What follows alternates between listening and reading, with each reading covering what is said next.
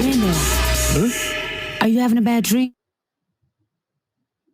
Linda, are you having a bad dream? Shoot, bad for y'all.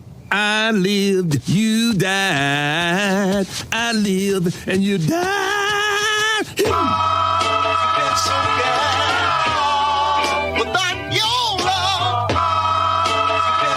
love, without your love, it's about to change.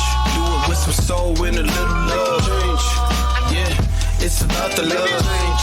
Do it with some soul and a little love. Change. You can't make a change unless you got the love. Change.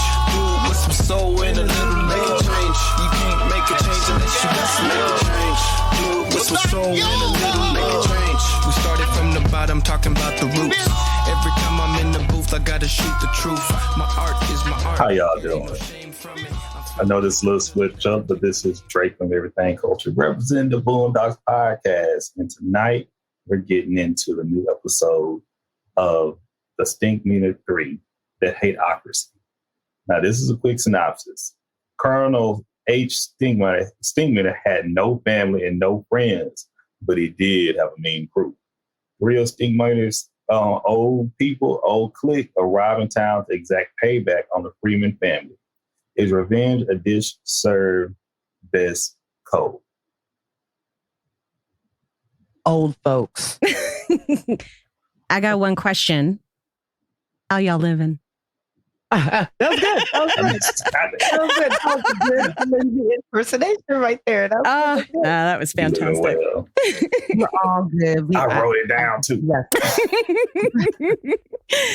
Yeah, Lynxi, this is the first time we've been without Lynxi, so we thought it would be clever to do something a little different, shake things up. How are you guys? How is everybody? I can't complain.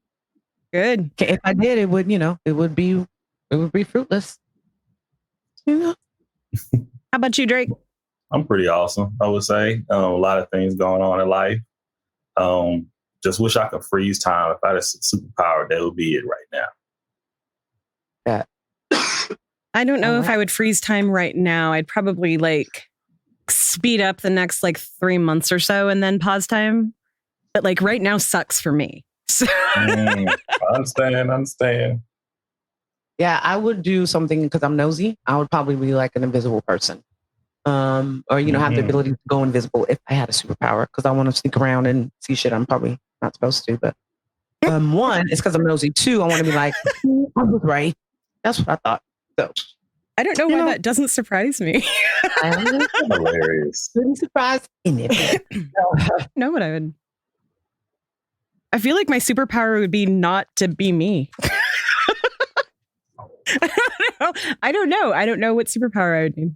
To replace all of your body pains. Oh my Jesus. If I could just all of the stuff just constantly repair itself, that would be amazing. What is that? Is that Wolverine? Yeah, let's go with that. What? Regeneration powers? Oh, fuck. I mean, I've been trying to get my Android body replacement for at least 20 years now. I feel like they've lost my request somewhere along the line. Pause. Well, just hold on, because who just announced it? Elon, and then of course, and then the other. Elon doesn't look as much as he would turn into a super evil person in a movie. Yeah, I mean, he went on SNL and was like, "I'm autistic. That's why I'm funny, right? Right? Come on." Is that okay? I agree with that. But dude from Facebook, totally. He introduced his new Be a Creeper glasses yesterday. Oh yeah. We have a friend who was working on that lenses, but he's like, nobody will know that you're recording. And I'm like, that shouldn't be part of your sales pitch. They tried that they tried the Google glasses. Yeah. That was 10 years ago now. Yeah, these are Ray-Ban, so I guess it's supposed to make them cooler. But basically you can share directly from, the glasses. So let's say, they were showing things like hiking, spending a day out with your kids. This is what they were showing. And it was obviously from the view of the glasses. But I'm like, or you can have all the creepers that are going to be taking pictures of women at the beach or doing something like that, or at the spa, or, but I told hubby, I said, just shave his head. Doesn't he look like he would be that evil person in a movie. Yes. That was the billionaire. And Lex Luthor. Yeah, exactly. No, I think Lex Luthor has more morals than Zuckerberg does. Yeah.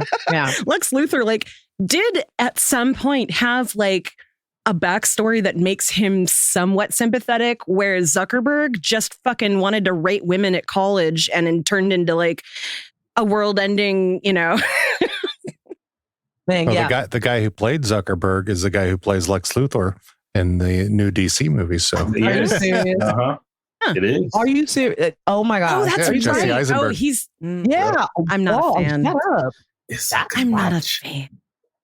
Know what I'm talking about here. Of who? Jesse, what's his name? I like him. Eisenberg. Yeah. I don't know. I think he reminds me of like Woody Allen, and I never got that kind of, I've never been a fan of that kind of a bumbly awkward, but yet I still got all the girls kind of figure. I'm tired. I like bumbly awkward in real life, but when it's done on the screen, I don't believe it most of the time. Yeah, he's like he's like the male version of the manic pixie dream girl. A little bit. Yeah, he's like the yang to that yin. Sometimes you guys say things and I'm like, I have no idea what you're talking about. Oh, the manic pixie dream girl is like every oh God, what was it? 500 Days of Summer. Every nerd boy's dream. Nerd boy's fantasy girlfriend. Yeah. And which is like in the last few years, the autistic community has totally reframed that to be the undiagnosed autistic girl, because every one of those characters pretty much fits that like the girl from Real Genius. Oh yeah, exactly. Yeah. Mm-hmm. That's probably the first one I can think of is her. What's her name? The girl in Say Anything, kind of. Fruzia Balk in just about everything when she wasn't being creepy. Ramona Flowers. Ramona Flowers in Scott Pilgrim. Yeah. Fruzia Balk. I loved her.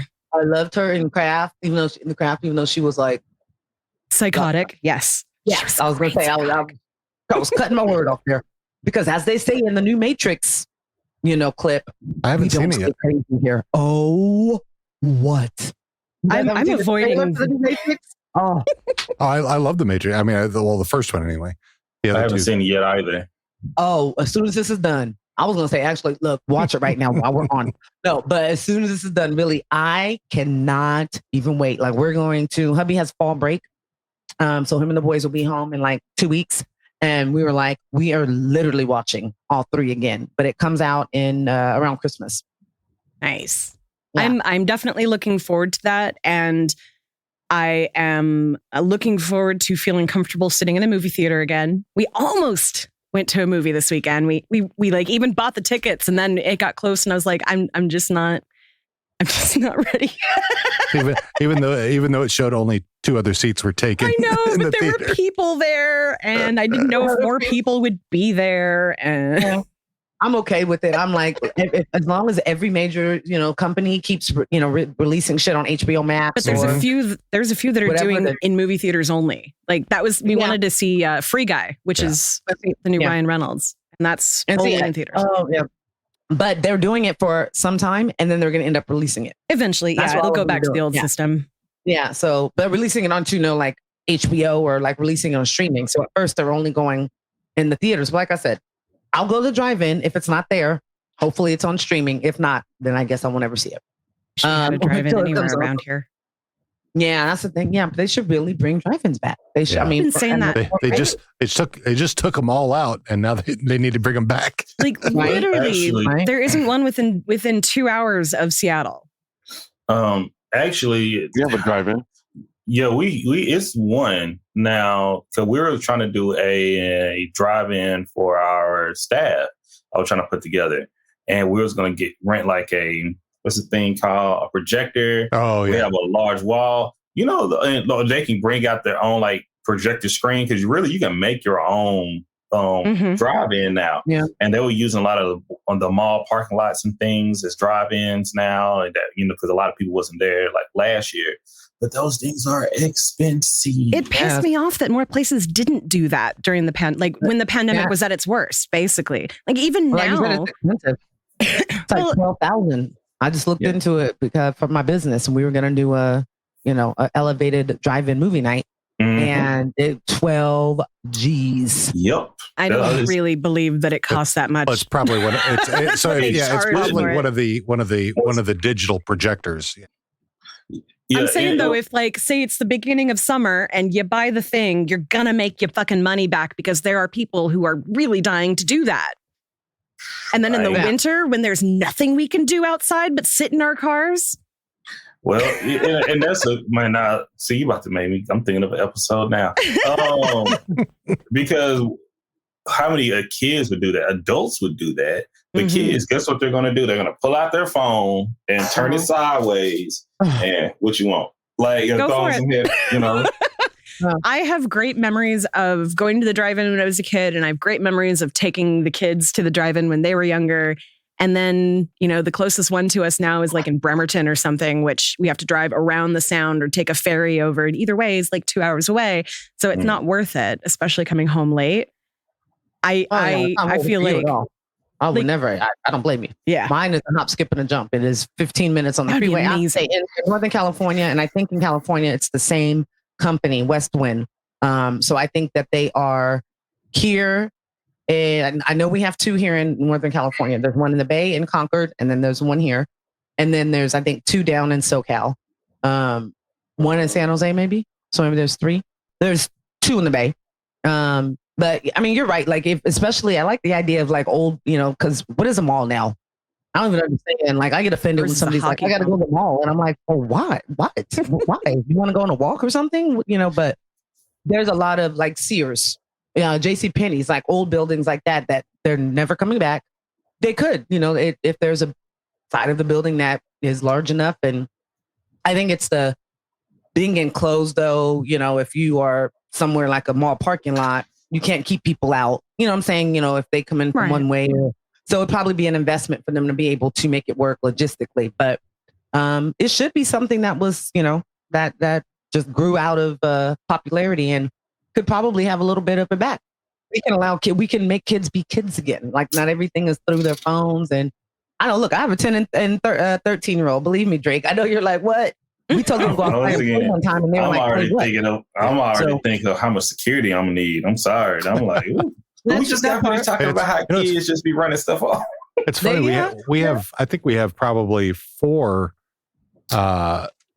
skating rinks within 30 to 45 minutes of us, and no drive-in theaters that are that True close. Story. Before we get into the episode,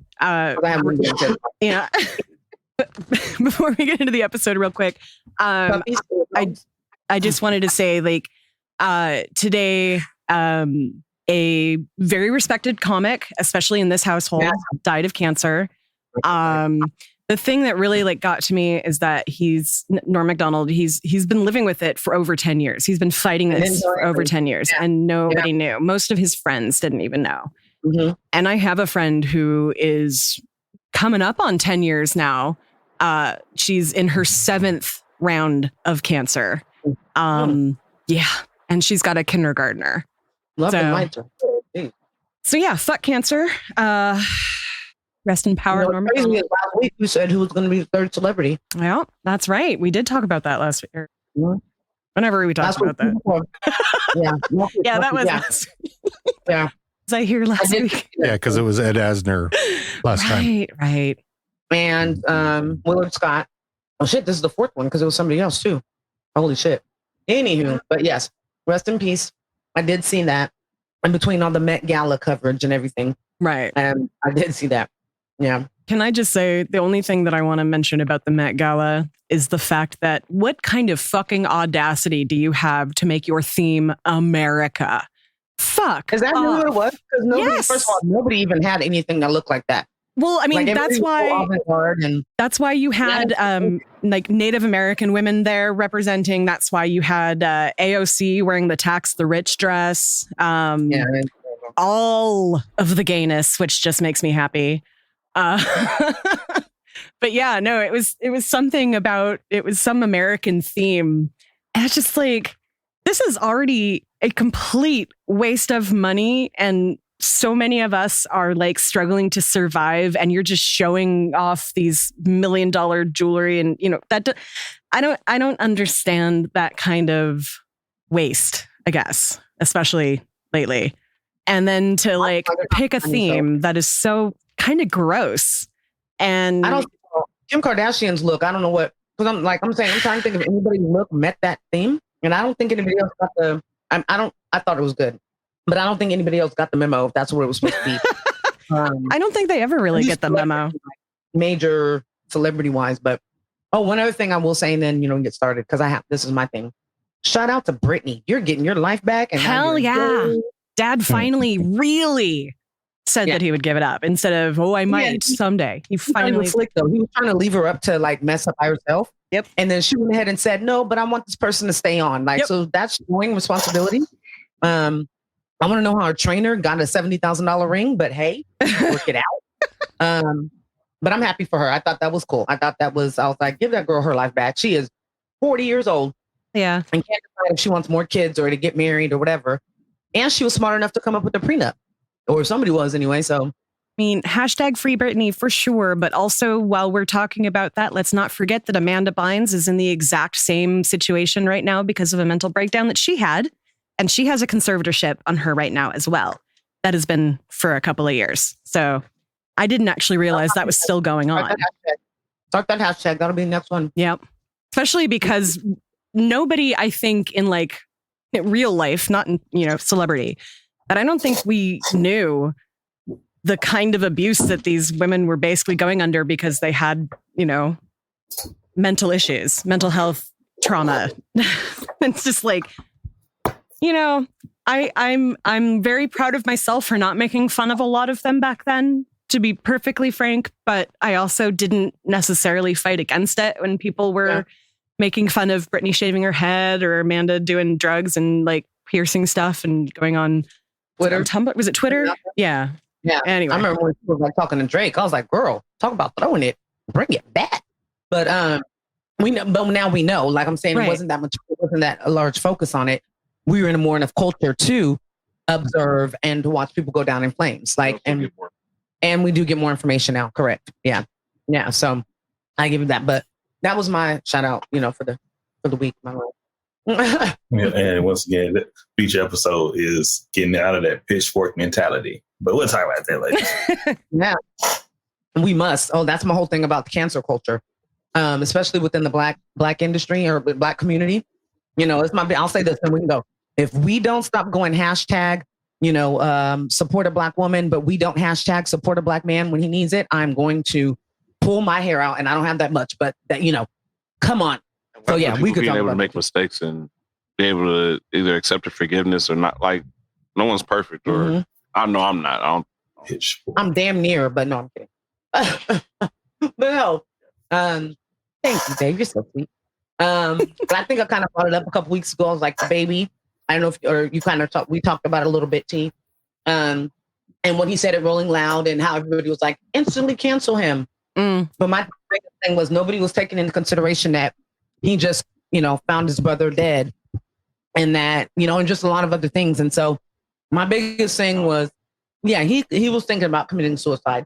My biggest thing is not everybody had to support him, but in the black culture, so many black women were instantly like, cancel him.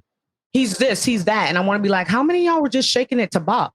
Like just twerking, at the brunch where the guy stood up and was like, no twerking in my shirt or whatever. I'm like, but we always want, like I said, but like when the grown lady, use the Gorilla Glue on her hair, which everybody should know you don't use Gorilla Glue. But it was like, don't make fun of her, support her. I'm not supporting a grown ass woman who unfortunately has some bangness because she decided to pick up some Gorilla Glue instead of using some spit or just going out.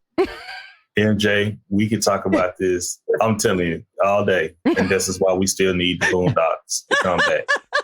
Because if the Boondocks were here, 2.5, 3 hours. If the Boondocks were here, it would be so many episodes that would have been going on right now. New that would glue. No, thank you. Please clip that. Please clip that. Jesus Christ. I'm talking about Gorilla Glue episode would have been fire. It definitely was a really good episode. Oh, it'll still happen. That's why it's taking so long. He's just gathering all these ideas from bullshit in the news. Just thinking about, I mean, if it happened to Huey being bald. No, Huey wouldn't be dumb enough to do that. It would be like Jasmine. Well, I mean, it could be Riley dumped glue on his head. Oh, yeah, it could be that. So, but I think it would be like Jasmine, like her hair is getting curlier and she's getting uncomfortable with it and wants to make it, you know. But they did. I was going to go with Tiara, yes. But they did do an episode. I don't know if it's this season or next, but there's an episode. I think it's next season with Jasmine in the hair. It's Breaking Granddad, where they create their that hair stuff, but it's made of stuff that will explode. Oh yeah, I forgot about that. I think it's next season though. Yeah. Look, they got even more. I'm sure he's sitting back going, "Ooh, y'all giving me so much content." But for this season, we've got Stinkmeaner. But seriously though, like if this podcast ever makes its way to Magruder's ears, please, we have lots of ideas. So many, sir. And we could totally voice, any character you might. You could just go ahead and throw the Queen's Woodcrest into the episode. Hell yeah! We can go ahead and put characters. Oh my god! It'll be like Gossip Girl. We'll be like Gossip Girl. Just a little gang of black girls running Woodcrest. Oh, talking shit. Yes. Drake's all about it. Anyone out there wants to produce our YouTube TV show? The Q's of W. All right. All right. So Stinkmeaner 3, the Hateocracy. Okay, we begin at the Freeman residence. Tom and Sarah have come over to make brunch for Robert and the boys because he gives so much to everybody else. Someone should give back to him for a change. While Sarah is setting the table, a hand busts through the wall and grabs her by the hair. Then from the walls, floors, and windows, we see an army of Stinkmeaners coming after everyone. Tom tries to save Sarah, but Robert grabs him and Jasmine, and they run up the stairs. When Robert sees the army approaching faster, he throws Jasmine into the middle of them. When Tom yells at Robert for throwing Jasmine, Robert just kicks Tom down the stairs. This buys Robert and the boys some time. They get up to the boys' room, and Robert opens the window. He tells the boys to hold them back, and he's making his escape. The Stinkmeaners grab the boys. Robert hits the ground and begins running, but the horde is after him real fast. He makes his way to the dock of the lake and sees Ruckus fishing in his boat. Robert leaps into the water and swims to the boat. Ruckus tries to kick him off as the horde starts swimming toward him then, only to fall out of the boat as Robert makes his way in. Ruckus is grabbed by the horde and taken under the water.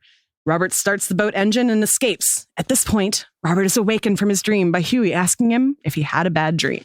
Now, our opening clip was from that, where Granddad is like, "Nah, it wasn't a bad dream. I survived. All of you died." And that is just so fucking grandpa. That's so grandpa. Yeah. Like, I love that they keep doing the bit with that tune. And everything for Granddad, whenever he's like happy about something, he sings about it with that too. Man, the best. That's the best. Now, as I was saying before, prematurely, you guys know how I feel about the Stinkmeaner episodes. Mm-hmm.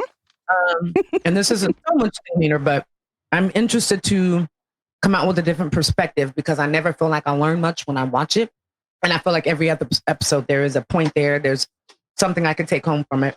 So I'm interested to see what you guys, what your perspectives are on, maybe there's something I missed because I always watch them with the attitude. I go into it like, I get that. Really? I get that. The other two episodes, I kind of was like that. This one, it's a little different to me because it's like, well, no, they're not actually bringing Stinkmeaner back. It's like the memory of Stinkmeaner and, the things that Stinkmeaner did. But it's not his annoying self, except for in narration. But yeah, that's it. I usually can pick out a good theme that's kind of, maybe even just like a slight bit deep, but this one is a little hard on that one for me, but maybe. Yeah. I did like the anime karate kind of aspect. The fight scenes were amazing. Yeah. Those are the best, but yeah. So we'll see. We'll dive into this. Hold my beer. That's how I feel about this. I believe the Stinkmeaner episodes are some of the best ones. Really? Those are because that, coming from where I'm from, that whole rationality of anger that others wish they flip, Oh, I see it well. Like at the where's my notes? At the very beginning, when it was discussing what you have the nigga moment plus nigga synthesis. Oh yeah, we're gonna complete disaster. Okay, and I've haven't read that one yet. Seen it happen, and I know this is joking when it go into it, but man, seriously, if we touch on it later, I can hold this in the chamber. Yeah, but let's do that in a second. For sure. It's wild, but I enjoy the Stinkmeaner. And it's my best friend's favorite character because he know people like this. Yeah, I'm definitely not a fan of people like this. Just ready to start something. Just ready. Yeah, so this scene, and actually I think it was before we were recording, even for our early listeners, when we were talking about this scene is basically 28 weeks later. Where you've got the hand punching through the wall and grabbing the woman and running up the stairs and all of that. All of it is from that. And I love the way that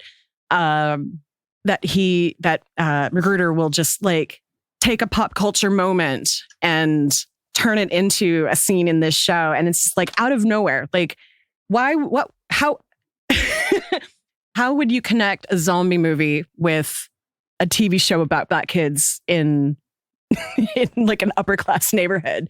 Oh, it's a dream with a horde of stinkmeaners coming to kill the whole Freeman family. And it's a preview of what's to come. I had no idea. See, like I said, I don't pick up on things like that because I have an attitude when I'm watching it. Well, I also watch them over and over and over and over and over again in a very short period of time. Me too. And you got to think about it, when you think of zombies, and once again, 28 weeks later, they're not really zombies. They are They're just infected. Yes, and they're infected. And Stinkmeaner is just a bunch of infected people chasing after other people. And once again, once you get bit, you become infected yourself, or you get, scratched to anything with 28 weeks later with that virus, the rage virus. Yes, it goes. So I look deeper into that, and that's how I feel with the Stinkmeaner episodes. Because remember, Stinkmeaner is granddad, really.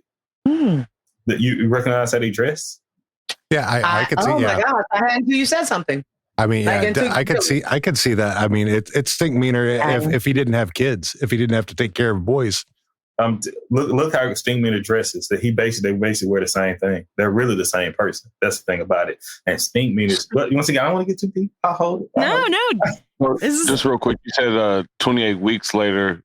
That was about but there was actually a 28 days later. Yeah, that was the first one. Correct. Yeah, 28 weeks later is the second one. So the beginning of 28 weeks later goes just like that dream. It starts off a zombie busts through the wall, grabs a woman. While the family is trying to sit down to eat. Right. Robert Carlyle, who's like the main character in that, takes off with his wife upstairs and leaves her while she's trying to get the kids. She was trying to say. Yeah. And he's like running away and he looks out and you can see her in the window. Yeah. She's like begging him to stay and he's like, I'm out of here. And he leaves in a boat. Yep. Well, I know, just like that, he jumps in the water. It was another guy's trying to start the boat. The other guy didn't make it almost just like that. Like, I love that film. Yep. But we just watched that recently. I was going to say, and it's even funnier to me because I just watched 28 Days and 28 Weeks Later, like last week. I think you did the second movie with me, right? And it had been a long time, probably, definitely a long time since I had them on DVD. And, we were talking about all the multiple endings and stuff like that. But I didn't remember that until like I saw it again. And then seeing it in this, it was immediately like, oh, okay. Oh, that's funny. So it definitely helps that we saw it recently for me to see. Yeah. That was okay. That's all good. Now I'm picking up what you guys are putting down. Got that. But yeah, I would have never made that connection because I think I watched the first 28 days later, back in the day. 28 days later. But yeah, I didn't watch it 28 weeks later. So yeah, but huge horror fan. Huge. And so every time I see Stinkmeaner, I recognize he's usually always going after granddad. And once again, y'all continue before I keep, because that crab in the bucket. We haven't gotten to that yet. Talk about that when we get to it. I'm gonna wait. All right. So we come back to the scene on the city street with Stinkmeaner narrating the recap about nigga moments. He then talks about how creating bonds over ignorance creates nigga synthesis, and that when you combine them with nigga moments, you get complete motherfucking disaster. We are then taken to a scene on the road where a car first runs over a chipmunk and then pulls into the gas station. The attendant of the gas station, Uncle Ruckus, of course. 3 people climb out of the car and enter the gas station, 2 old men and 1 old woman. Oh, hell no. What y'all want, niggas? Hurry up. I ain't got all day. We're looking for a place called Woodcrest. Is this it? Maybe. Look, you want gas or not? We're looking for a man. Oh, yeah, I bet you are. You looking for the number man, or the weed man, or the welfare man? No, the man I'm looking for is named Freeman. Robert Freeman. Oh, hell no. I knew it. You related to Robert Freeman? So you know him? Yeah, I know him. But Woodcrest don't need no more colors. We got our colored quota filled. So y'all can just get to stepping and get in that piece of shit car, turn it around and head it back up the road. Crusty coon. Why don't you just tell me where Robert is before I put 5 across your lip, you big black dummy? Yeah, start talking, you one-eyed, fish-eyed fool. Hey, we ain't got all night, buffalo butt. I ain't scared of y'all decrepit Negroes. Come on.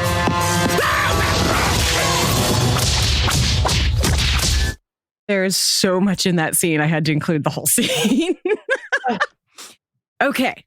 So the voices and the actual drawings themselves are versions of and help me out here. It's Red Fox, who the lady Aunt Esther, yeah, and Jimmy JJ Walker. Dynamite Walker. That's what I was like. Why is everything they're saying insults that was used on Good Times? Yes, they were all quotes that they would say in those shows, and I got really confused. I'll be honest, because I didn't know how long ago certain actors have died, and I'm like, okay.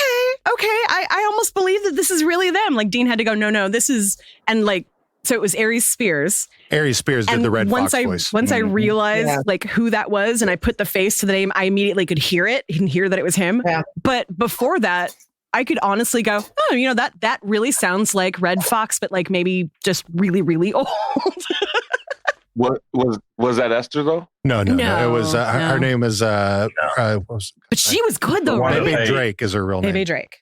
Oh, Baby Esther already passed away too, right? LaWanda Page passed away. That's the actor of on Esther. Yeah, that's what I thought. On Esther. I think she passed first. Then it was Red Fox. That was. Red Really? Fox. I thought she lived longer. Did she? I don't remember. Wasn't she on like Martin and shit, or she was? I don't Red remember. Fox. She had to be after Red Fox. Red Fox was like Red Fox died in 91. God, was it 91? Did he? Jesus. It was early 90s. Yeah. Remember it came, See, I was like, did he die like 20 years ago? And he really had that heart attack. Yeah. Now, he was on the show. I just did a bio about Red Fox on the podcast like a few months ago for Black History Month. He died on the scene. He died on the show. They thought he was playing. They thought he had a heart attack while he was recording a different show. And they thought, oh, he's so crazy. They were laughing. He fucking died. Oh my God. That's why I said he died really having a heart attack. You used to always do that thing where you really sorry. Oh, I'm coming. I'm coming for it. Was the last show that he had that was like going to be on CBS or something. He like did die that. in 91. Yeah. So LaWanda Page died in 2002. Died in 2002. Yeah. Damn. Jinx. Okay, I thought he died. I knew she was on Martin though, because she was the friend. She was Miss So-and-so. Yeah, they used to argue and fight all the time. She was on Friday the whole night. JJ Walker's still alive. But that was not him. Still alive. But that was not him on there. Yeah, people don't. JJ is. The guy who did that voice was Carl Jones, who's the same guy that does Thugnificent's voice. Oh, okay.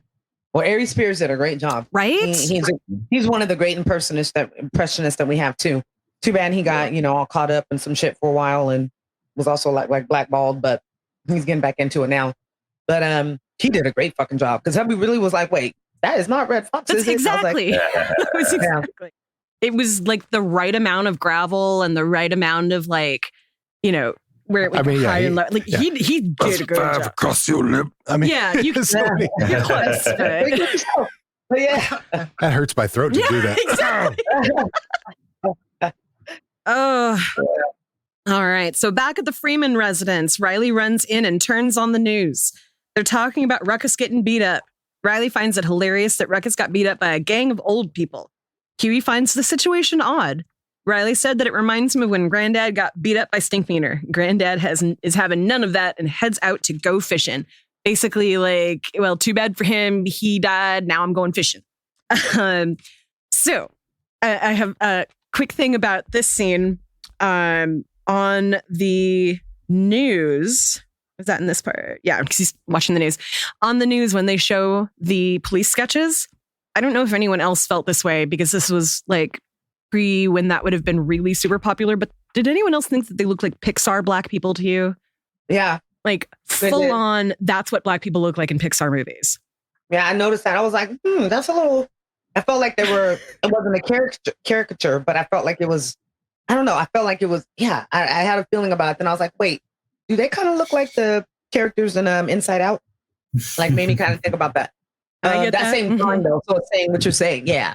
So yeah, kind of that same style, but not the style of the Boondocks. Like, still, you can tell that it's those characters. Like it, but it to me, it felt like when you go to like go to a touristy place and they have someone doing caricatures. Like that's what it looked like to me. You know, big nose, big lips, exactly like Ruckus said, but also somehow looking like the old man and Up. So yeah. So I'm sure there's some it was genius. Happened to be voiced by Ed Asner. True story. Oh yeah. So yeah, I thought that was really interesting. I wanted to bring. Okay, later on at the boys' school.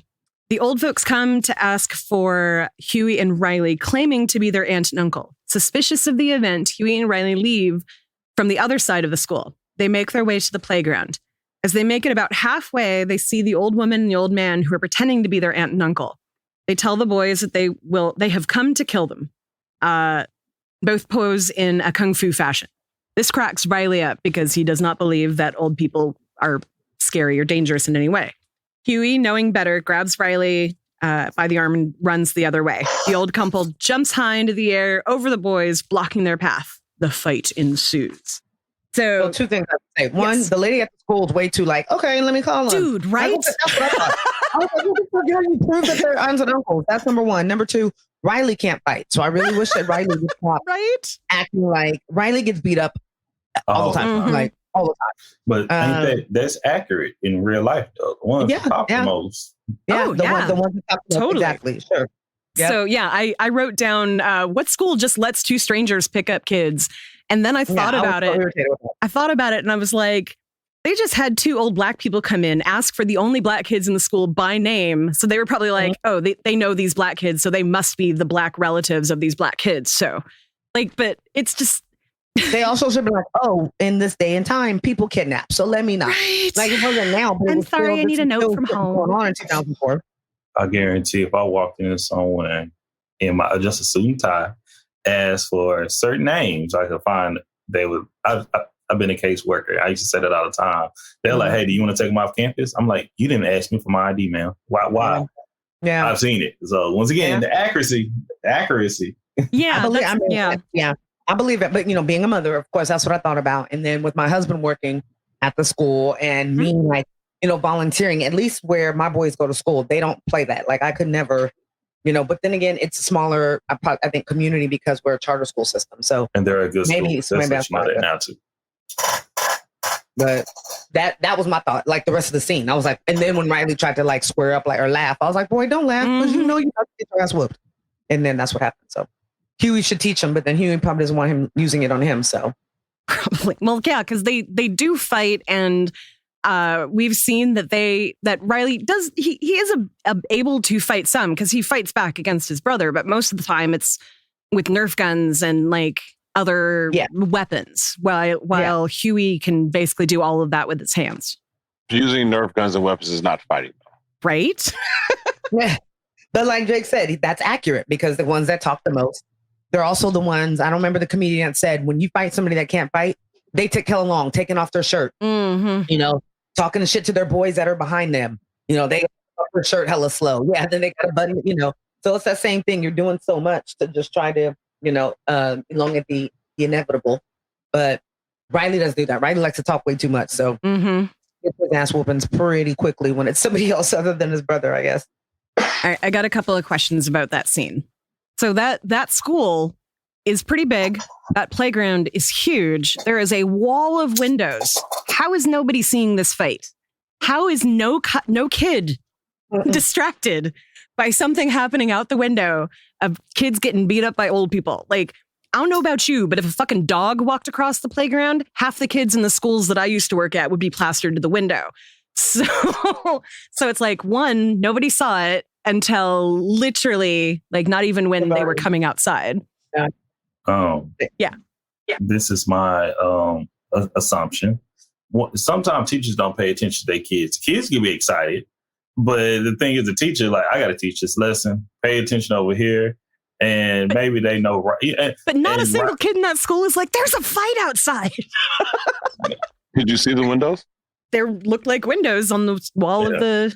Okay, I don't remember. I know in my school, it's just no windows for anybody to be able to see what was going on outside. But I don't remember it. Depending on where you are not at my last school. At my last school, there was only like 2 classrooms that could see a playground. But at the school I was at before that, it was literally in a U shape. And every classroom, like, most teachers would keep the blinds pulled, but every classroom had windows. So yeah, the classrooms have windows, but they're so high you can't see out of them. Like, only classrooms that windows that people can see out of portables. All the rest of them, they're like above the cabinet, so it allows sun to come in, but no one can see out of them. I would say, who knows it? Who maybe they did see, and they were like, "Oh well, it's them." Yes. Right? It could have been that too. Yeah. And you think about when the fight, it may seem forever. That was nothing but like a 20-second fight. Right. And then when to us it took so long, it was spectacular. Don't get me wrong. It was a great fight. Beautiful visually. Yeah. I did. Yeah. In fact, there was a bit of trivia that the fighting combo done on Riley by Esmeralda is a parody from Naruto, which in itself was a shot-for-shot remake from the Cowboy Bebop movie. Yep. Which I am so excited about the live action of that. Excited. They're doing a live action Cowboy Bebop. You haven't heard about that? Yeah. Like, yeah. Okay. I'm usually really weary about all of this, but this is like, okay, now I've got to. So I can't remember the dude's name. What's the dude's name? No, I want the movie. Nope. Cowboy? Sam Elliott. No. You haven't watched Cowboy Bebop. No, I this is the only anime that I watch. You said, why is this making this so difficult? But you will watch Cowboy Bebop, right? I've never seen it. Here we go. There it is. It's a live action Netflix film. The Netflix series. Got to. If somebody's watching it, I'll watch it. Which means I will probably watch it by myself, or he might catch a glimpse and go, "Oh, that's kind of interesting." Because I'm actually most of the anime that I've seen, I get bored from. So I'm looking. Yeah, it starts out. It can get boring. It is. I just realized Cowboy Bebop was 1 season. Is that right? Yes, that is right. Yeah. But it's such a good. It's a really good. If you like anime, if you never watch anime, I usually tell them Cowboy Bebop to start with that. Yeah, I'm calling my children up here, and they were told, be like, "Yeah, you don't know this one." I mean, the only one that my son, we know Naruto, and the only reason I do it is because he expects to correct me. Mm-hmm. Oh, my son says Naruto, and he corrects me every time I say something different. Naruto. He says it's Naruto. Naruto. But he got me watching Food Wars, and I was like, "Wait, this is so porn." So that is it really is. I was like, "Son, you're not allowed to watch this anymore." What show? So I know my son is really into anime. Our 13-year-old used to be too, but he's old. He's, like I said, he's old. So he wasn't into it for too long. He likes to what show is watch it? Like Lucifer and shit like that. Food Wars? Food Wars, yeah. Right? Okay. Yes. It's on Netflix. Yep. It's huge. As soon as I say it to people who like their kids really watch it, if they watch it, like they're like, yes. They've like done this whole channel. It's called Food versus People. And so they'll actually make the food from that show for people to actually taste. And these people are having conniptions. Like as soon as they see the scene, they're like, "Oh, this is that one." And I'm like, "Oh my God. Wow." And it's adults and everybody else. And so that's how Jackson got me to watch it. And in the first episode, I was like, "Son," and he's just cracking up because I think he knew that something else was going on than what they tried to portray. And I was like, "You can't watch this anymore." Like by the end of the first episode, I was like, There's the other thing, but there's a lot of adult themed anime, but I digress. Yeah. I mean, these people are eating food and then fully having full orgasms. And my son's like, they bust out of their clothes. And I was like, what? He's like, the food's so good, they bust out of their clothes. So I was like, let me watch this. And I'm like, all right. You know, yeah, they were doing so much more than that. The girls like clinching. Yeah, just watch the first episode. You guys will see exactly what I'm talking about. All right, probably, maybe. Yeah. Hey, she's like, maybe late night. I don't know. All right. But they were literally saved by the bell, though. If that bell didn't ring for recess, it was in a wrap for the boys because that was getting in handed. Right. That actually comes in a minute. Robert makes his way out to the dock of the lake to find an old man crabbing. The old man tells a story about how crabs are dumb but hold each other back because they don't want the other ones to make it. He says that crabs would rather see another crab die, and if he's going to die, God, I can't read this. He says that that crabs would rather see another crab die if he's going to die, and that by crabbing, he's just helping them along in their journey. Words. Like Robert did with Stinkmeaner, which of course shocks Robert because he then realizes that this is not the guy he thinks he is. The old man stands up and begins using his makeshift crab catcher / saw weapon against Robert. Now, what was the name? There was a movie, a Hong Kong movie, the guillotine? The flying guillotine. The flying guillotine. And that's what that weapon was based after, which I honestly, like, seeing that, I recognized it. I don't know if I've ever seen the flying guillotine, so I'm curious, like, what else that particular style of weapon has been used in. Because I've never seen that, but I've seen that weapon, like it's a chain and then a hood goes over the head and then it chops off at the neck. Like I tried looking it up. I don't know if anyone off the top of their head could think of any. Not I, but I know what you're talking about. Dean's going to look for me. What was the movie with Uma Thurman? Kill Bill. I do not believe this particular thing was used in Kill Bill. No, they had more of a medicine ball on the chain. Not medicine ball, but spiky thing. Was it? Yeah, a mace. Like what's it called? The spiky thing. Yeah. But that was one of my favorite parts of the show. Of this one right here. Because man, the crab, you know, being black, I ain't gonna say everyone, but the majority of us have heard of adults have heard of the crab and bucket mentality. And what he said was the only thing crabs are good for is keeping each other down, and it shows a crab trying to almost get out and it's pulled back down. But that's once again, I think that embodies Stinkmeaner as well. Stinkmeaner, once again, that's why I say he is like the, what was it called? The evil Robert. That's the best way to say it. He's dresses like Robert, look like Robert, but he's disheveled. He doesn't really care about his appearance. Then there you go. Was it Mirror World or something like that? Mirror Universe, or the Dark Robert, how people put it. Bizarro. And, he got the evil mustache. Yep. Hey, real quick. So I've got as far the flying guillotine has been used in the movie The Flying Guillotine. So this is actually a real range weapon from Chinese. That's why it's from what was that TV show? Samurai. No, it was a warrior, and then they would put in all of the stats of the weapons. I don't know about that. Jesus fuck. But anyway, I know what you're talking about. So it was used. Flying Guillotine 2, and Vengeful Beauty. Other films with flying guillotine shown include Octopussy, The Heroic Trio, Iron Monkey 2, Seven Swords, The Machine Girl, and The Guillotines. It's also featured in television programs Hung Hae Gun, Decisive Battle with Praying Mantis Fist, the National Geographic Channel Asia documentary Kung Fu Killers, and 2011 episode of Mythbusters. Mythbusters, that's what it was. Okay. I thought it was what was the one that had like the history books? You know what I'm talking about? No, I know what you're talking about. I can't think of the name of it either. That's going to bug me. I loved that show. Like, I loved how they would have like a samurai versus like Bruce Lee.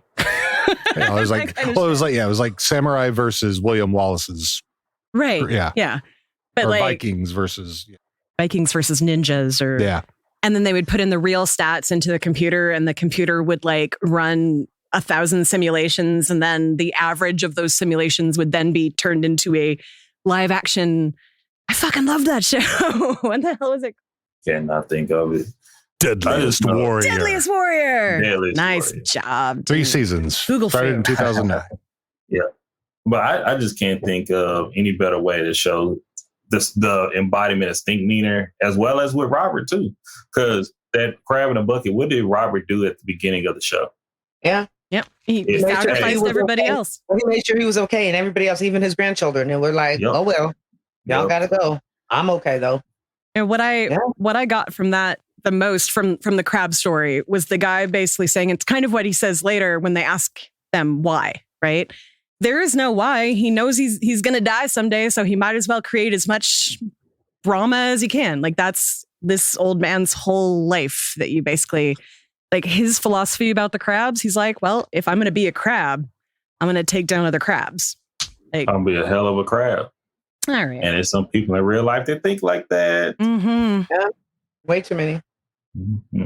So then the fight continues at the school. The boys are beaten up pretty badly. And the couple gets in close and is about to finish them off when the school bell rings, causing all of the kids to spill out onto the playground and having the old baddies sneak off into the woods. Real quick. Back at the lake, the old man is still attacking Robert. Robert tries to escape, but he can't. Finally, he stands his ground and pulls off his belt. He makes his attack against the old man, only to be thwarted by the rope attached to the old man's weapon.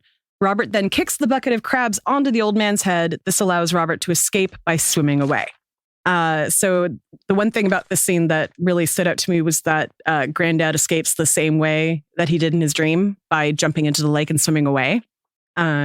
So I thought that was really interesting, that exact thing, although there was no, boat in the middle. I was surprised he got away. Can we give Robert some props? Like when he pulled the belt off and fought back, he turned that hey, that's his weapon. He know how to use it. No, he got some licks in. Yeah, he turned up. He turned up and took care of himself. It was like, he was like, you know what? I'm not going to. This isn't going to end at your hand. Like, I'm not going out like a bitch, basically. Which is another thing that we will do. We'll fight when we need to and become scrappy and useful and resourceful and do what we need to do. And that's what he did. That's exactly what he did. Well, not Riley, except, Riley used to get some of that. But yeah. Back at home, Robert is lamenting as to why this is happening. Huey researches Wikipedia for some answers. And of course, he finds them on Wikipedia. Wikipedia. I love that they looked up some random dude on Wikipedia and it's all like, he was terrible and he died and he went to hell and then he came back. Like, yeah, that sounds like Wikipedia. So looking into Stinkmeaner, we find that he was part of a crew named the Hateocracy. The crew is made up of Lord Rufus Crabmiser, who attacked Granddad, Lady Esmeralda Gripe Nasty, and Mr. George Pistofferson, which is my favorite. Pistofferson.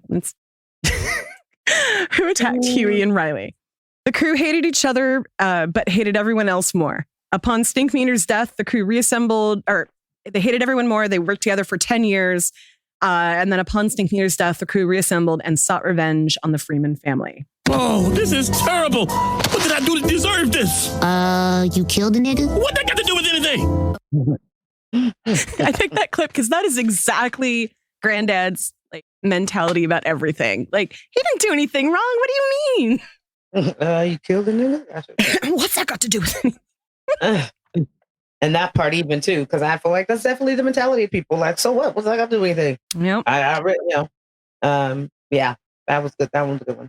The Freemans do not know what to do next. Riley suggests that they fight back. And he's got a plan. His plan goes haywire because, of course, Ed III attacks the wrong people. Huey then states that they need then they're like, well, at least you had a plan. What's Huey? Huey just thinks we should stay here and wait to die. And Huey's like, we need protection. We need somebody to be here. And there's only one person who can protect us. Then we see in the massage room, a phone rings and Bashida Brown picks up. Huey asks him for help, to which he responds that they gotta have some money. So one thing I wrote in here, when Riley is making his suggestion, they want a war. I'll give them niggas a war. Or I'll take them niggas to war. I'm just like, dude. He's he's one of those kids that like in real life, I would just be like, God, you are so fucking cute and so fucking destructive and dumb. What are you doing? Like, you can do better than this. You are actually kind of smart in there a little bit. Why all this other stuff? Because I can. Well, yeah, actually. And our next episode is going to be kind of centered on a kid like that, which that's the episode that got me into like wanting to do this show. So I'm super excited about that.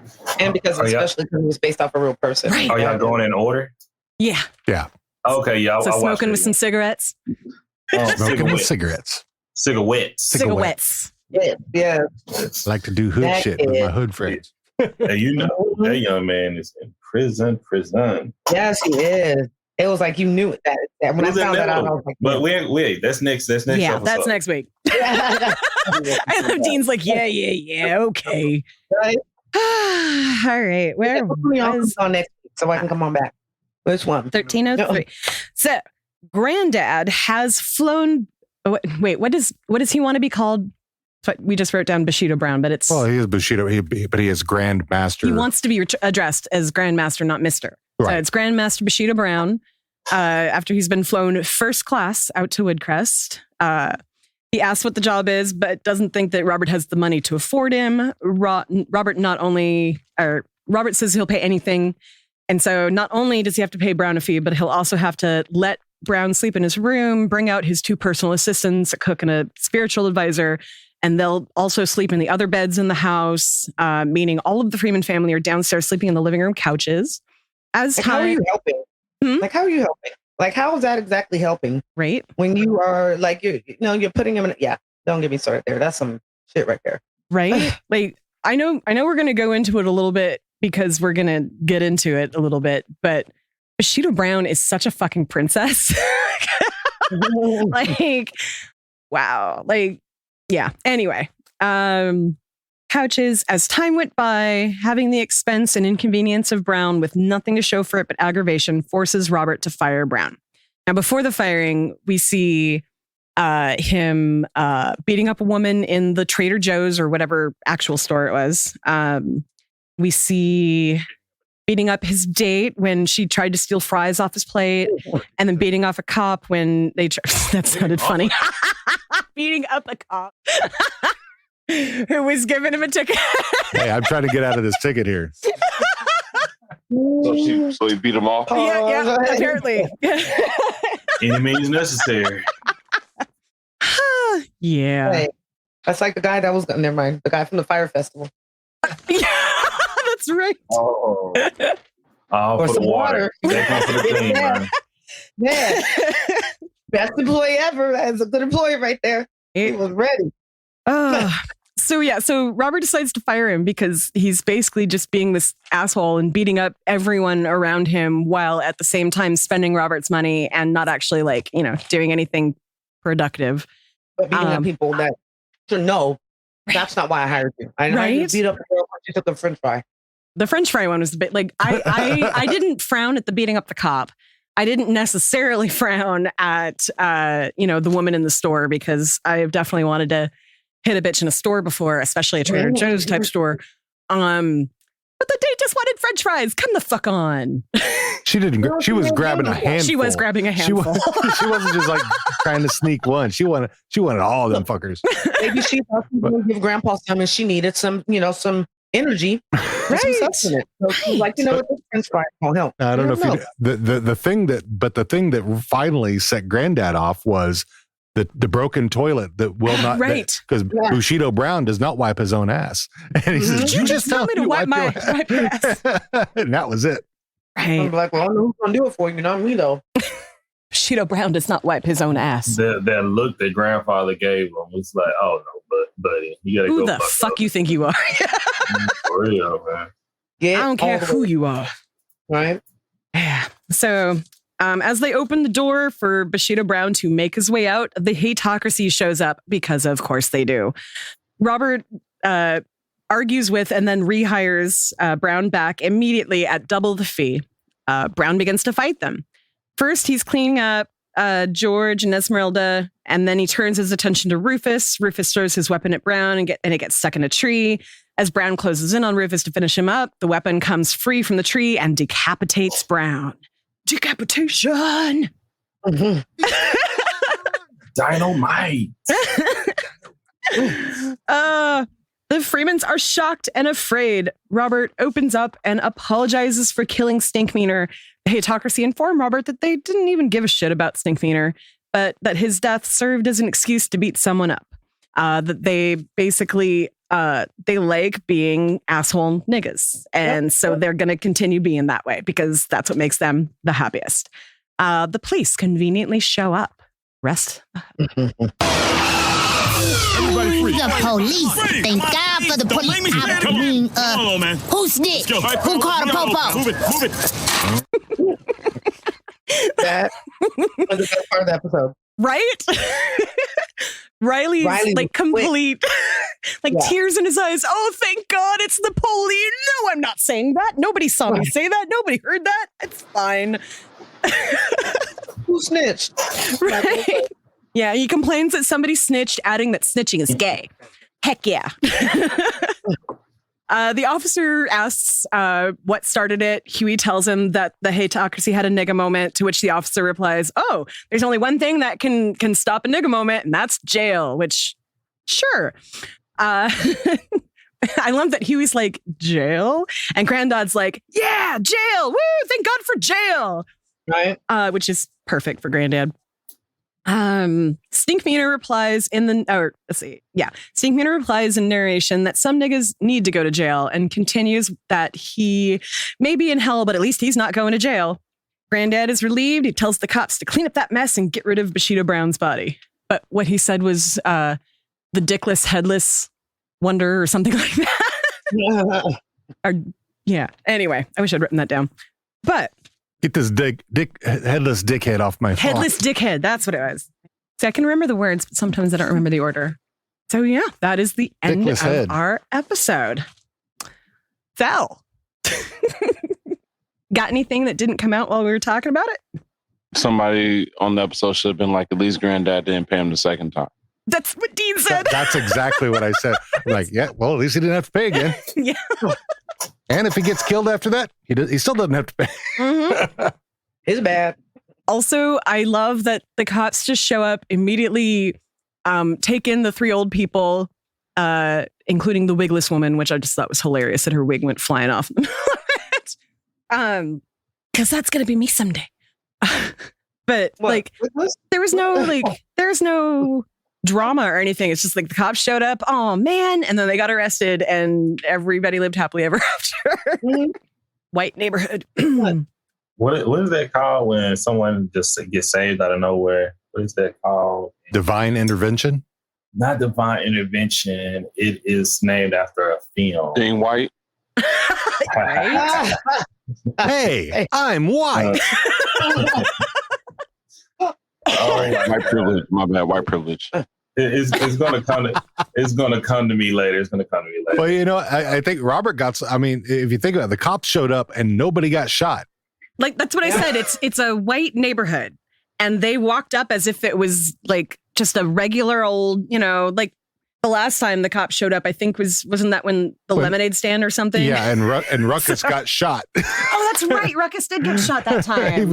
He pulled out his orange safety wallet and he got shot. It wasn't the police officer's fault. Remember, Ruckus said so. Ruckus said it wasn't his fault. Right. Police officer. He's just doing his job. That's the name of Dos Ex Machina. When you just get saved out of the blue, out of nowhere. Ghost in the Machine. Dave says from. And it once again, the way it ends, sometimes, and once again, Riley was really against it, but sometimes, police actually serve their purpose. These the type of people, it can happen, yes. And when it all works out, I read it was a black police officer that actually spoke to them and made sense, that communicated, and everything worked out.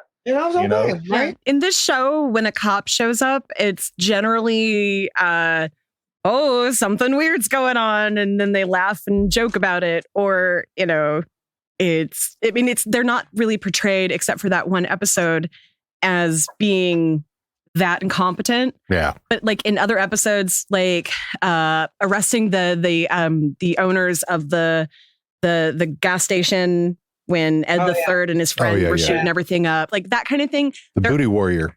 Right. Like episode. They're basically treated as fucking idiots most of the time, one way or another. And in this episode, they just show up and it's, oh yeah, it's a nigga moment. Okay, I get it. But it had to be the black cop. Every other like incompetent cop was white. Yeah. The black cop's the one that's like, oh yeah, okay, I get it. Well, the other thing that was funny about the whole fight is in the back, I don't know if you noticed, there was a white couple. Exactly. Yes, the white couple that's holding on to each other. Oh, yeah. They stand out a little bit. Yeah. Which is probably who snitched to the cops. Probably so. There was like 3 or 4 people watching by that point when the cops pulled up. And snitching only counts when you're part of the crime. If you're not part of the crime, it's not snitching. I'll say snitching, you have to tell on someone so you don't get charges or time. It has nothing to do with telling what happened. Yeah. Especially if somebody's like after you. Yeah.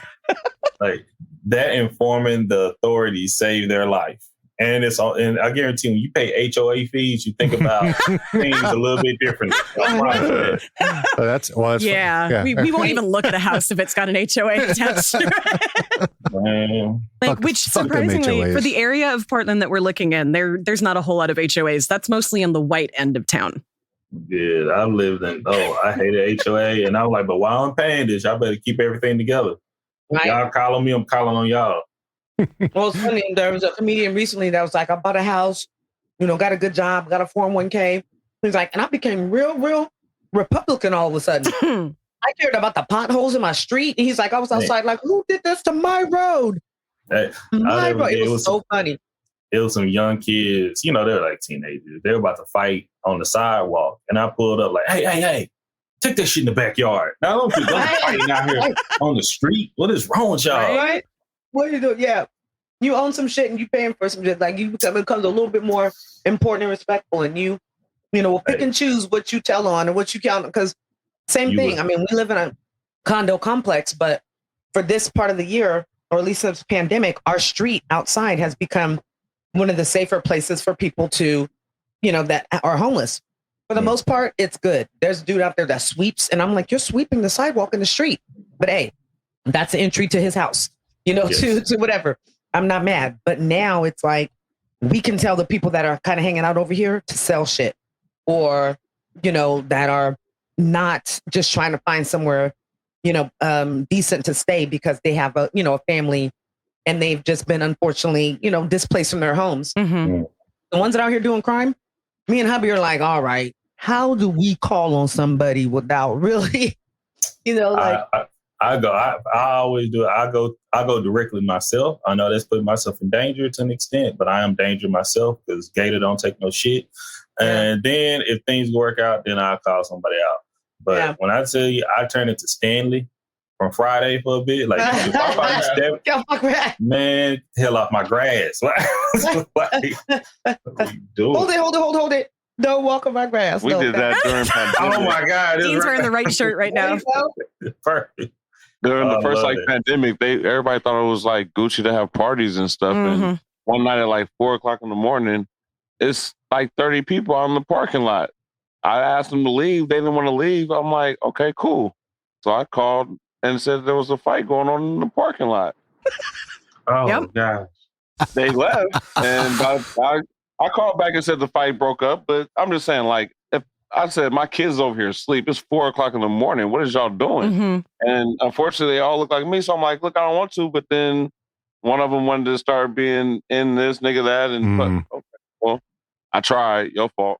Yeah, I'm the same way. I threaten a lot. We don't tend to get a lot of like in your face crime in this neighborhood. It's like car prowls and like getting into your garage or your backyard or whatever to steal your stuff for kids shooting off money. Fireworks. Kids shooting off fireworks is like, okay, if it's July 3rd, July 4th, July 5th, I will give my dogs melatonin. I will shut all of my windows and turn on the noise and go to sleep with like music on or something because okay, fine. Have your fucking America. I don't fucking care.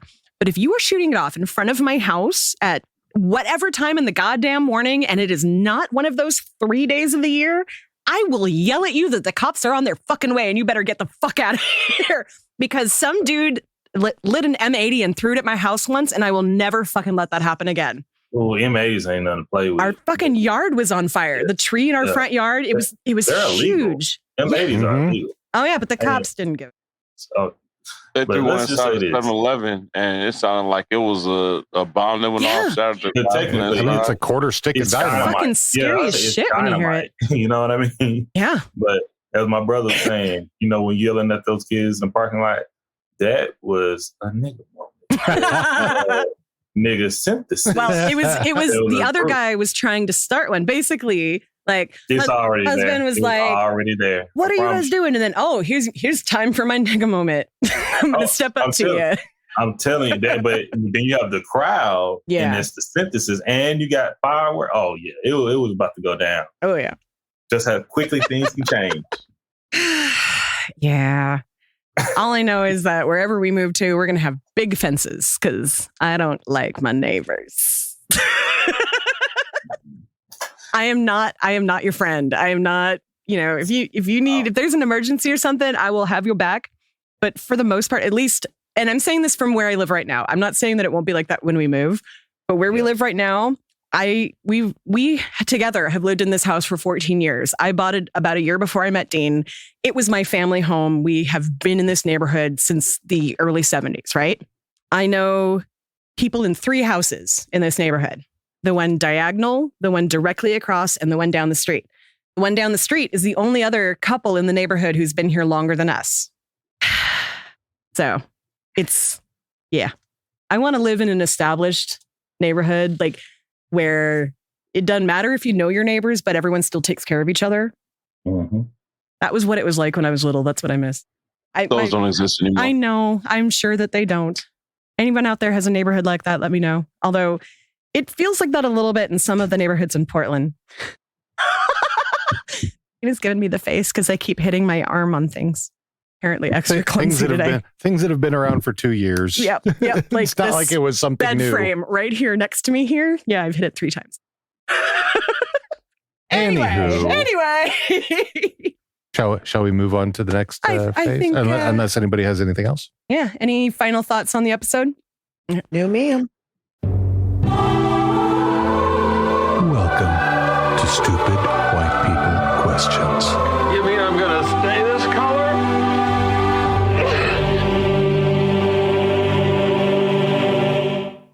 Hello, everyone. I try to stay muted so I don't have a lot of feedback going through my headphones, and then I forget. Me in your microphone. That too. I mean, yeah. So today's white people question comes from something that I hear all the time, and I thought it would be interesting to pass on to y'all to see what you think, because you hear this in lots of places. When white folks are told, you need to do some legwork, you got to do research, but when they say, who's going to teach me about racism if I can't ask you about it whenever I want to? I've actually had somebody ask me that question. Like you deserve. What kind of a friend are you if you're not going to sit? I deserve an answer. Yeah. I mean, I lost a lot of friends in a very short period of time around the Kaepernick thing because of that exact thing. And I'm talking like lifelong friends who could not understand my point of view, and I was not willing to go into the 400 years of why my point of view was the way it was. And so, yeah, like what I had to say to that literally was like, Google is your fucking friend, dude. Facts. There's way too much information out there for me to sit and coddle you, especially when you're a grown-ass person. Right? There are books written by men, women, white people. Like, white people will tell you to be better. Listen to Everything Culture. That one will totally get you like up to speed on shit. Listen to us. Yeah, right.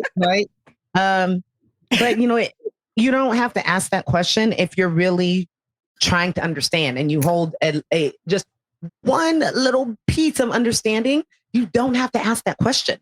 I feel like of course, said this. We know that my oldest son is mixed, and I grew up in a mainly white. I grew up in a white environment. I don't feel like I have to go up to white people and ask them questions about why they do the things that they do. I don't. I feel like that all the time. But you are white people, so like it's actually, in my opinion, more appropriate for you to say, why are you the way you are? Because when we do it, we just get it turned back on us. Like somehow we're like judging them for something they have no control over when they have all the fucking control in the world. They just choose not to do it. They're lazy as fuck. But that's the asking why is the point of my podcast. And when I tell you, we had those conversations. Now, I've had a conversation like the person, hopefully the person that asked that question is listening to this episode. I hope I actually asked the question just because I've heard it time and time again. So this is... It is one of those that is obvious, so obvious that a white person knows that that question is asked. Yeah. But if anyone I don't know if y'all follow Aunt Karen on TikTok. She had a live this morning. And she had a young white guy on there asking those type of questions. And all the typical, why black on black crime? Why this? And I appreciated her so much for having the patience to answer these dumbass questions goes a long way. Even though it's her whole chat was tearing the guy head off, alive, as they should. But it was one of those things that she was very patient. She showed the guy empathy. But you could tell he started crying because he went through all this stuff and blah, blah. I went through it. And I'm like, okay, I can tell you hurt. I know you hurt, and you don't understand when other people are going through their plights, why you keep doing white people doing to black people. The only thing I was going to say, why is it happening so often? If it's not happening so often, she don't need to keep posting all these incidents where white people are being racist towards black people. And then she said, it's not just white people being racist towards black people. It's white people being racist towards everybody. Yep. Yeah. Including other white people. Like these are the nasty things you're seeing when y'all saying these things are not existing.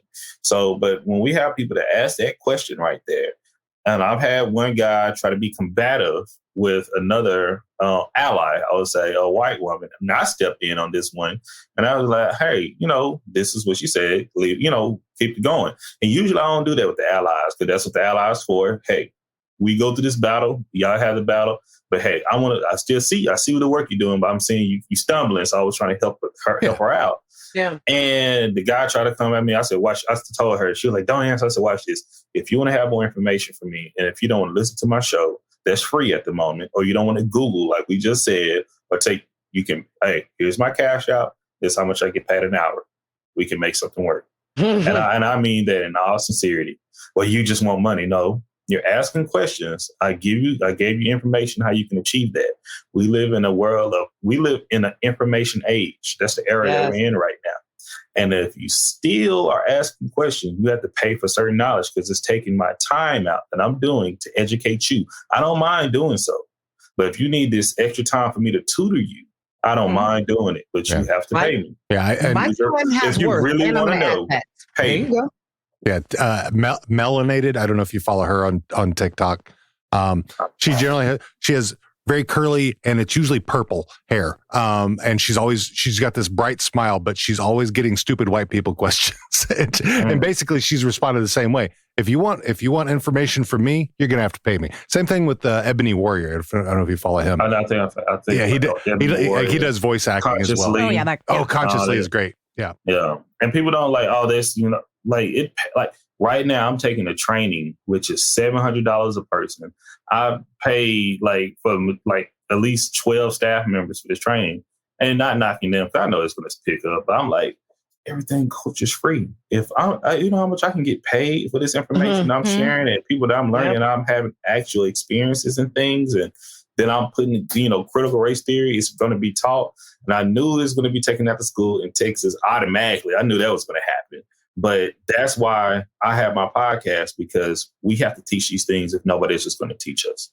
Yeah. That's the biggest thing about it. Yeah. I mean, even our buddy Al from Produce Stand Podcast has suggested this podcast for his race and culture sensitivity training and his work up in Canada. I actually have a couple of friends. I have a former coworker who's a counselor who has shared our podcast with other school counselors. And then we have a friend who is for lack of a better word, scientist. I don't want to get into all the nitty gritty, but she has sent it to her race and diversity and inclusion, or I think it's D&I, right? Yeah. Diversity and inclusion. Diversity, equity, and inclusion. Yes, that one. DEI. DE&I. Sent it to that group at her employer to pass that through. So I thought that was really cool. And these are both, well, one is a very lovely white lady. And the other is a person of color. So I love my friends. If you think this podcast can do good for people that please and send everyone to Everythang Culture too, because it really is pretty fucking awesome to listen to that stuff. Like I wish that I'd been able to have some of those conversations with my dad before he died. Yeah, well, I think that's awesome. I have to definitely say that what this conversation that we're having, my mission and my tagline of my brand is to educate, eradicate, and elevate. And that is basically, on cannabis, but it can also really much fit into the situation of the cultural and race relations as well. Once we educate, then we'll be able to hopefully eradicate. It's not going to always be gone. It's not going to not be in existence, but we can pray and hope, and we can, wish for that. But once we're able to do that, then maybe we can all elevate as a society. So, it actually works for both aspects there. I also want to give one more shout out to another good podcast, One Mic Black History Podcast. Really good. Yes. Yeah. So go check them out. Yeah. Hey, Drake, tell everybody where to find your stuff. Yeah. Oh man. Once again, hey everyone, I'm Drake or Mr. D713 with Everythang Culture. You can find us on Spotify, iTunes, YouTube. If you're trying to see the face, I know y'all can see me do that right there. You can find us on Red Circle. We're on Audible. We're on Amazon Music. You could, if you like hearing stories about child protective services, child welfare, check us out on TikTok. That's where a lot of people are finding me right now. But, we're going to bring back our Sunday night lives on Zoom, and we're just going to be streaming on YouTube as well as Facebook. And on Fridays, we get on Twitter Spaces, and that's where you will see me out of my element, where we're taking shots, drinking, and talk about some very taboo things. Very, very not safe for work. But all in all, we have a good time. My kind of stuff. On Twitter, IG, anywhere you go, you can go visit us at www.everythangculture.com. We out here. Yeah. I love it. And I'm already going to go ahead and put it out there because I have a new feature of my podcast. Yes. Which is the Game Night Challenge. And what I'm trying to do is bring people together, especially podcasters, but to do a virtual game night just challenge or challenge, like I say. Old school, I just have really good fond memories of my parents having game nights, and, the Maze was on, or the Mary Jane Girls, or whatever they were listening to at that time. And the E&J was flowing, and, they played categories or whatever else it was. And it was just a good time. So I want to bring that kind of same environment back to, bring it back to all of us being able to kind of get together, but specifically for podcasters. So I would like, podcasters of anybody that listens and you want to challenge another podcast panel or another podcaster to a game night. My main focus is on games that are from people of color. So we have A Different World. We did a Martin trivia night with Big Kurt from Smoking Section podcast. He kicked my ass, if you want to say that, because it was only 1-0. So he didn't do that well. But yeah, so Drake, I'm putting it out there now. There is a challenge that I would like to go ahead and invite you on to that podcast. So are these one-on-one, or are you like trying to get a whole group together? It can be a whole group. So I can challenge, and you have to say it like that. You have to say it like that. Shalom. Yeah. So we can challenge Drake as the whole Boondocks podcast, and then he can bring some, people on if you want, and do it that way. Or it can be, 4 podcasts to, against each other, because it's all streaming. So I'm for it, and I always take up a challenge. Challenge. I apologize. Challenge. Yes, the challenge. So any other Dean has podcast? to beat. So what's that? Yeah. I said Dean has seen how competitive I can be. Yeah. Oh, look. But you haven't seen how competitive Dean can be. Yeah. When we used to play board games all the time, we played this one game. It was Pandemic. And we played it all the time, over and over. Can't really play it right now because it feels a little too real. I know. I have it on my phone. And I'm like, I need to delete that. Right. So we would play that game over and over again. And like we were playing it. I think we got up to expert and we could not beat it. We couldn't beat it for like months. We kept playing it with the kids and everyone was getting frustrated, but we had to keep playing because he needed to beat the game. And then when we finally did, he threw everything on the table, went, winner, chicken motherfucker. Oh, yeah. The same thing too. I was like Coach Beard playing. I don't know if you guys watch Ted Lasso or not. I was like Coach Beard when he's having his chess competition in his mind with his girlfriend. And he couldn't turn it off. Yeah, very competitive. This is how I kind of came up with the idea. In my household, my husband does not let our children run. I've been with him for 20 years, so I beat him. I'm not worried about him beating me. I'm surprised he didn't say something just then. It's good because it's good. I don't have to speak on fiction like we don't. So funny. See, that's not anything. So I think I'm going to go ahead and challenge my fellow co-host here because I know you guys are pretty good, and at least, Dean. I'm sorry, T. I'm not. I've got lots of useless knowledge. It's just usually still useless in trivia. Yeah. But Dean, I think he would probably be a pretty good competitor in like the Different World game or the Martin. No, like Different World. I think I've seen maybe an episode of A Different World. We would have to do like Fresh Prince because we just watched that or something like that. My wife and I. You guys can't see my face this time because I didn't put it on camera. I totally picked that one because I know you said you've only watched one episode. So I was saying you'd be a great competitor because I'm a man. Okay. I know my where wife and I just there's Fresh Prince. So there's okay. So we'll see. We had to skip season 3 though. Season 3 was which one? A Different World. A Different World. FYI. Oh no, season 1 wasn't good. By the way, MJ, if you hadn't seen the news yet, Gavin Newsom avoided recall. Like they were calling it. The polls closed as we were doing this. But perfect. I'm gonna be honest with you. I'm glad because y'all didn't have to get Larry Elder. Like that. That dude scared the shit out of me. And I bet you he's right now saying how everything was rigged and shit. Like he's he's good. So I guess they were right saying that he was just like another Trump. Yeah. He's just a black Trump. Oh yeah. He's worse than Trump in some ways because he's actually kind of not dumb. He's Uncle Ruckus. So thank you for keeping me in tune because that's why I was a little late getting on. We were dropping off our ballots. Yep. I was getting my voted sticker.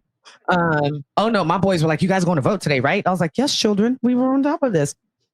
Which is a proud moment for me as a mother, though, that my children are aware and and they keep me on top of it. But so yes, Drake, I'll be in contact through the Twitter, as people say, through the Twitter. That's a good way to get me. The tweeties. And we'll get the challenge going. But yeah, if you guys haven't watched that episode, it was a good episode between myself and, like I said, Big Kurt from Smoking Section podcast. And so I'm just wanting to put that out there for anybody listening. If you are a podcast host, if you're part of a panel, let's get that challenge. Is this a separate podcast or is this all part of? Oh yeah, you know me. I'm almost up to 5. But this is just a once a month kind of like special episode that I want to do. That's part of Menage with the Mary Jane Maven. So okay, cool. Still part of the main one. Yeah. Excellent. I can't add any more. Well, poor hubby. He has to have a life of his own. So. This one wants to make podcasting like his life. So I know that there's going to be more podcasts in my future. If he gets his way, he'll have the fancy ass studio and he'll be like, producing everybody's podcast and making the money on it and shit. Hey, just don't charge me. I love it. Okay, but I appreciate it. So let me do my quick shout outs here. So Thursday, it'll be both of us, Tiara and I. Well, Tiara. So back on Disputed. We're doing Indiana Jones versus Rick O'Connell. So not everybody knows Rick O'Connell by name, the Mummy, but they know the Mummy. Brendan Fraser in the Mummy. Brendan Fraser, in the Scottish way. There's no Z in there. I know. But anyway, so it'll be Tiara versus another Twitch streamer, Riley Gritch. So Riley will be handling Indiana Jones. Tiara will have Brendan Fraser's character Rick O'Connell. Although by the time our audience hears this, it will already have been over and will be online. But look for the next Disputed. It could be, and the next Disputed after that will be James Bond versus Ethan Hunt. Oh yeah, that'll be good. So that one will be good. This should be fun. And then we just put out a new Podskier podcast. And then what else? We had nothing. Armbar. We got Armbar. Yeah, Armbar is always doing. Tim and John are Don't stop. always going. They are working it. I mean, those guys, and they finally went over 400 subscribers on YouTube. So big props to them. And so what else? So nothing for Letterkenny right now, but we are working. We're trying to start another podcast about reservation dogs. So. We're doing it. The person that we are hoping to do this with is a board member of one of the school unions that is in active negotiation right now because of vaccine mandates and that sort of thing. So she's a little busy, but it sounds like she's interested. So this could happen. You guys found somebody. That's cool. So if you haven't seen Reservation Dogs, go check that out. It's on Hulu. Hilarious. It's great. It takes place on a reservation in Oklahoma, and all native cast. It's produced by Taika Waititi, who you will know from as Korg from Thor of the Dark World. Right, that's what you know him from. He was totally, as well as what we do in the shadows. So he's great. He's his own. He's Maori, so he's indigenous in New Zealand. So, but yeah, you guys, props to you all. Props to all of us in our content creations and having the voices that we have to be able to create those conversations that are needed. Yeah. Hell yeah! My podcasting is growing every day. Every day. Yeah, and when we started doing this, I had friends who'd been listening to podcasts for years that were like, "Oh, that's dying," and I'm like, "Really? It doesn't feel like it to me." No. Every time I look up, somebody start a new podcast. Right? Every time. And I get people all the time that go, I've been wanting to start one. And I'm like, Anchor. People would come up with so many excuses. And I'm like, dude, it's so easy. Use your phone, start, and then grow from there. Yep. But yeah, just don't try to be in competition with me. I'm just kidding. Just joshing. Yeah, I've got my buddies over at Produce Stand who do their own Letterkenny podcast, and they're out of Canada. But I give them love. I actually come on the show a lot. I come on their show end of every season and do their recap show with them. So collaboration leads to creativity. So I'm in a little bit of competition. So I'm not. Also, good friendships. Yeah, they're great guys. Yeah. And a great lady. So big props to Al, Tanya, Matt, and Victor. So shout out. Love those guys. But I want to say thank you so much to Drake. You are awesome. Yes. Thank you for filling in last minute. We love you lots. You're always awesome. Love y'all. Appreciate it. It's always fun. Y'all's welcoming. And once again, just get ready. I'm literally working on an episode right now to drop for the night or in the morning. So I can start doing these makings of you, and I have y'all on soon too. Yes. And I see you've got the Rodecaster Pro there on your desk. Yes. Shout out to the wifey. Yeah. I haven't even set up the sounds yet. I got so many Dave Chappelle's pull-ins. It's so much on to do for this. So if you have any tips for me, let me know. Y'all can talk after the show. Yeah, if you have any questions, because I've had this for almost 2 years now. So he loves it. So okay, Percy, that's what I need to hear. I see you guys. So I've been peeping the share microphone. Now you do. I did notice you're using the Rode Pod mic, which is good. Which is what I got. Which is what I got MJ as well. You need to tilt that. It's a front. So the end. This end. That needs to be pointed at your mouth because that's where it's a front. It's a front address mic. I need a different crane because it keep dropping on me like that. Yep. It's heavy. Yep, it is. Yeah, those are heavy mics. It drops a lot of the stands. Hubby got it too. So hubby, so when we got it, he had to learn. But thank you so much to Dean because he did hook me up with this one.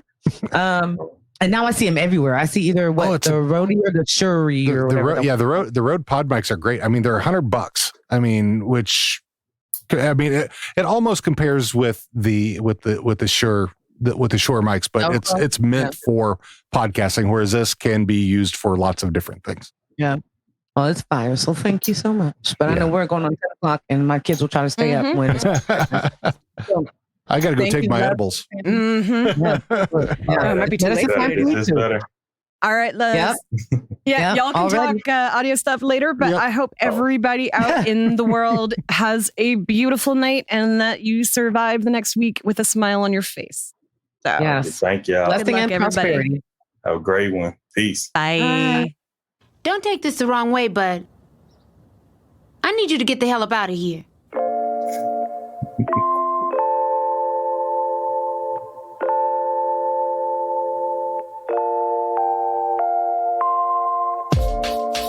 Hey fam, thanks for joining us again as we make our way through the trials and tribulations of the Freeman family. We hope to see you back again next week and next time for Smoking with Cigarettes. Want to know where to find us on the social medias or where to subscribe to the podcast? Just head right over to www.theboondockspod.com/links. Have a stupid white people question you want to leave us? Email us at host@theboondockspod.com or leave us a voicemail at 760-933-8636. That's 760-we-3-undo.